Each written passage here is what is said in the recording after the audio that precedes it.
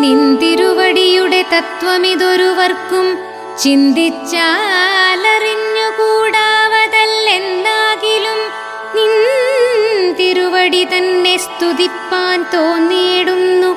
സന്തതമന്ധത്വം കൊണ്ടെന്തൊരു മഹാമോഹം! അന്തവുമാദിയുമില്ലാതൊരു പരബ്രഹ്മമന്തരാത്മനി തെളിഞ്ഞുണർന്നു വസിക്കണം. അന്ധകാരങ്ങളകന്നാനന്ദമുദിക്കണം. ബന്ധവും മറ്റു മോക്ഷപ്രാപ്തിയുമരുളണം.